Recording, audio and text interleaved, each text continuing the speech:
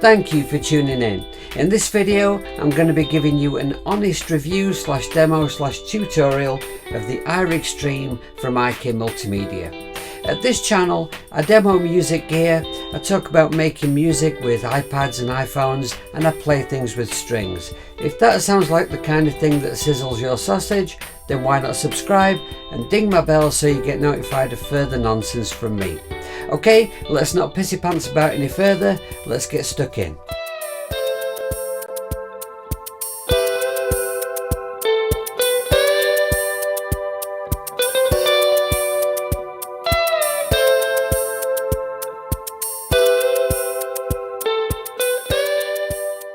Welcome to Jamie TV. Now, why would anyone even need an iRig stream? Well, for me, streaming is something that never ever occurred to me to do because for many years I was averaging over 200 gigs a year, but then all of a sudden lockdown happens and I find myself sitting here in my studio all alone with my acoustic guitar, singing some songs to my iPhone, live streaming on Facebook to try and stay connected with my audience. And that for a while became a new focus for me, but I very quickly became disenchanted with it because when I watched it back, I mean, the audio quality is shocking. And you know, it's not just mine. I mean, I was watching my friends live streaming on various platforms and all of them were doing it with shocking audio quality. Now for me, as a full-time professional musician, I hope that doesn't sound pompous, but it's my job. And you know, I don't want to be putting out a live stream with that kind of really poor audio quality. And the sad thing about this is we all have a stunning phone in our pocket that's capable of capturing incredible video quality. And with the use of a couple of very cheap to download apps, it's also capable of amazing things with audio. But the streaming platforms don't allow you to use that. They just take the audio straight from the microphone on your phone, and so you get this shocking sound and there's nothing you can do about it. So along comes IK Multimedia with the iRig stream to put that right.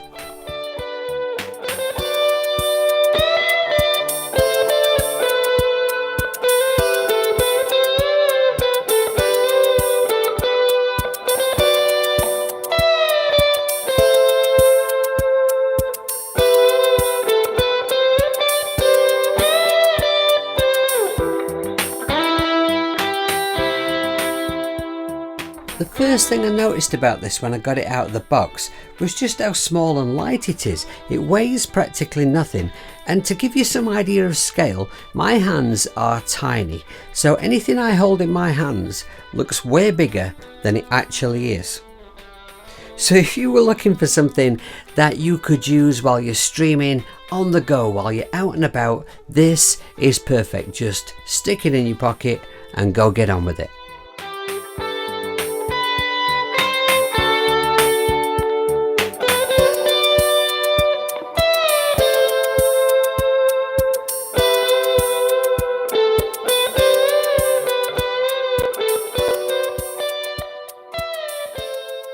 Last night I did my first ever YouTube live stream and I used the iRig stream to do it.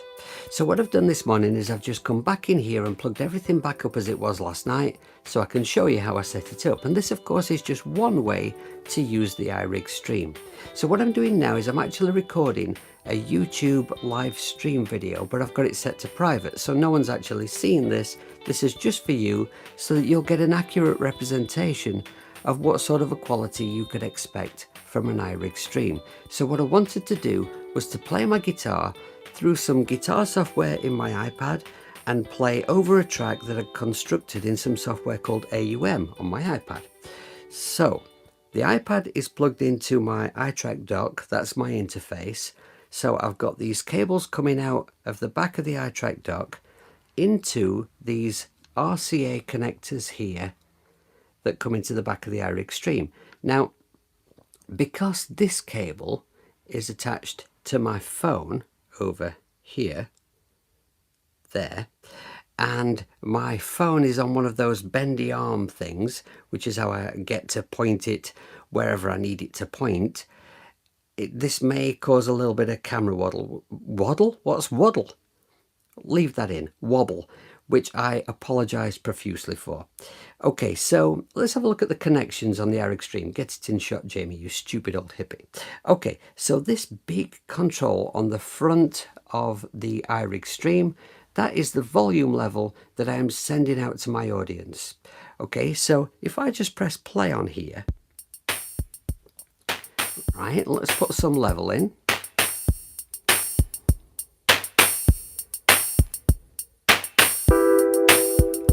Okay, now you'll see that we've got a series of lights on the front. We've got green in the middle to say that my level's kind of okay. Blue means that my level's gone a little low, and if it goes into the red, then we're peaking. So I can monitor the level that I'm sending out to the audience all the time. So if I just turn this up a little, and then we'll turn this up,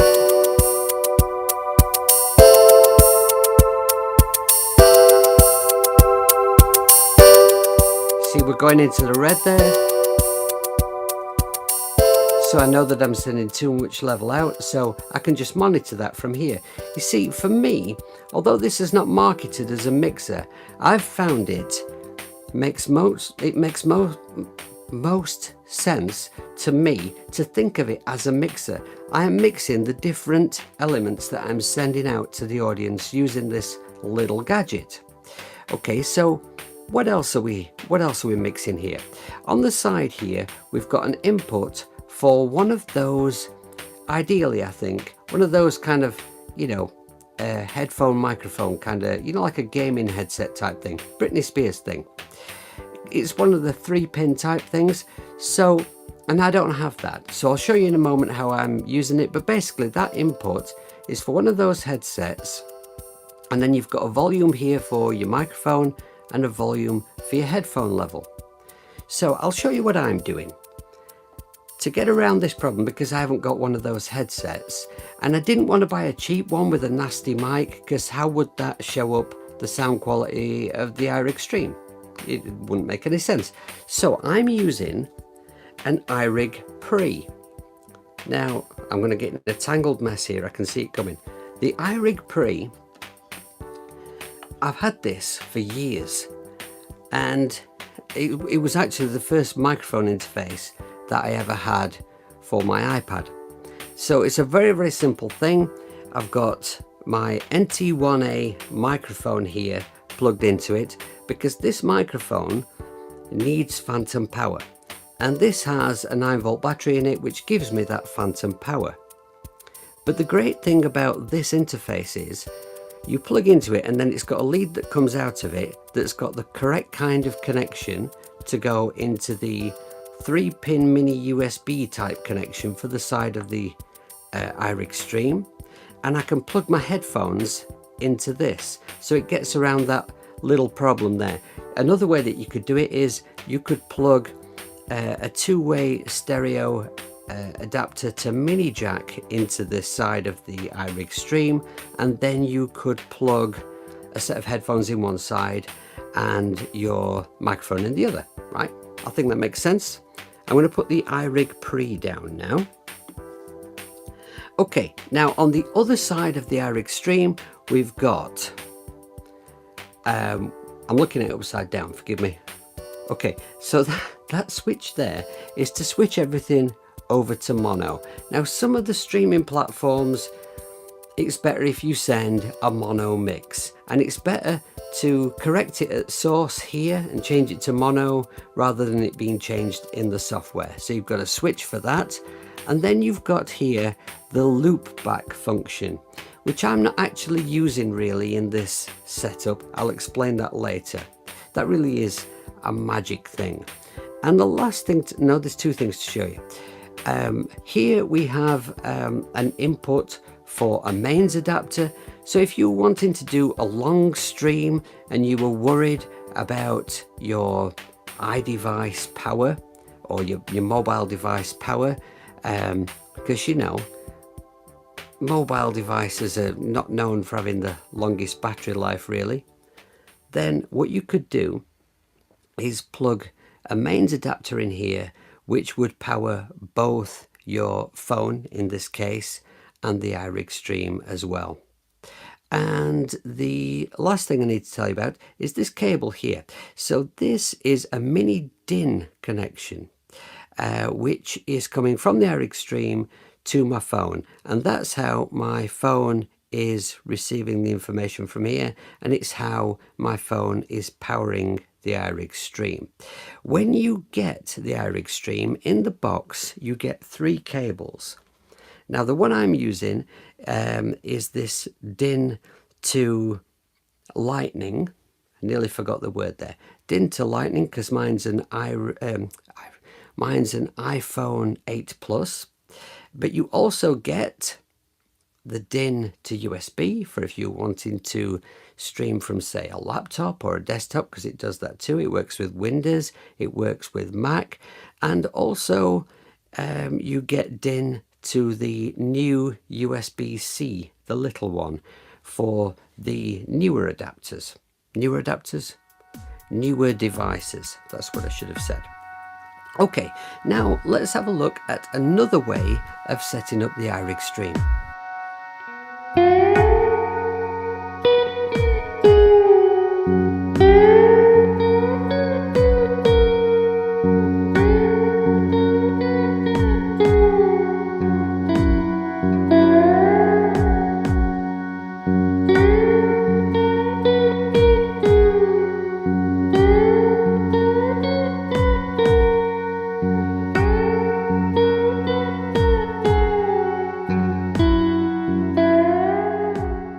Well, that was an unmitigated disaster.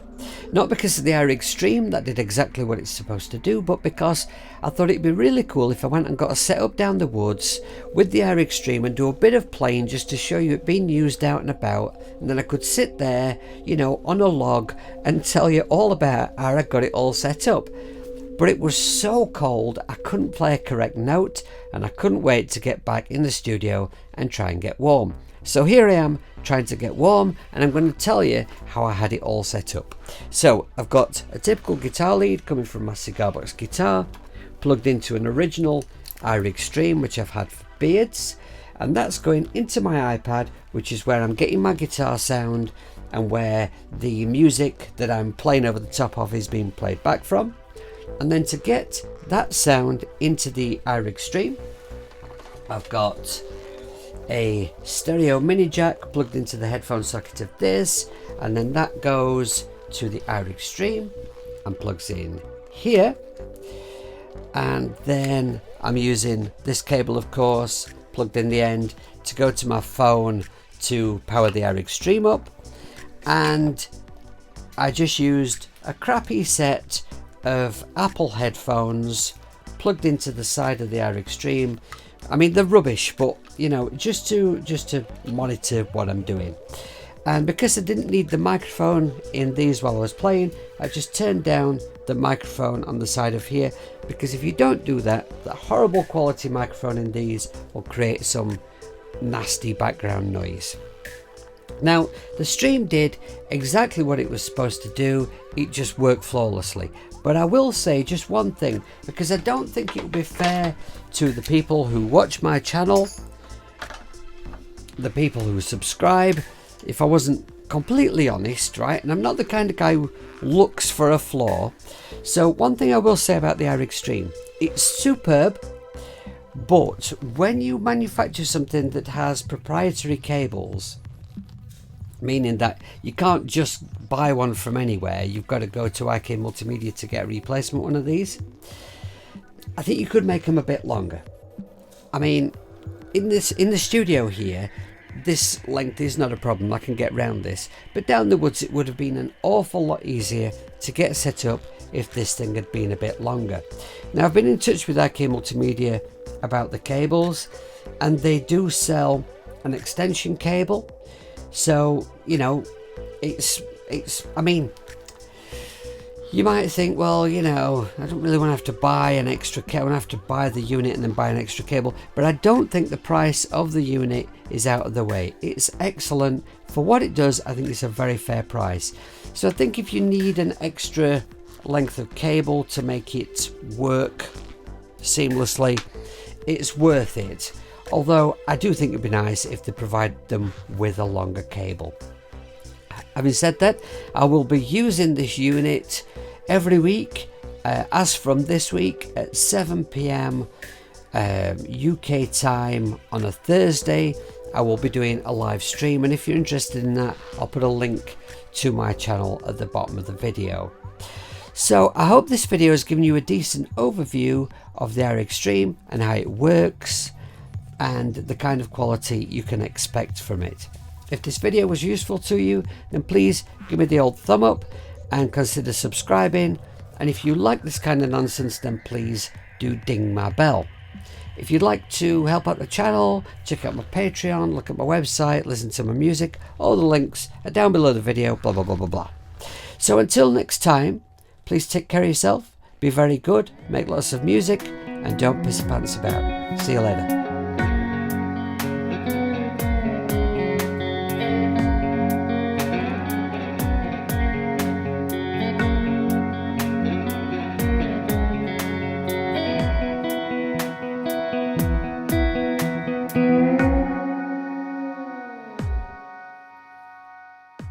My apologies, stupid old hippie, I almost forgot to talk about the loopback function. It's a function I've not personally needed so far, so that's why it slipped my mind. Okay, so let's do it now.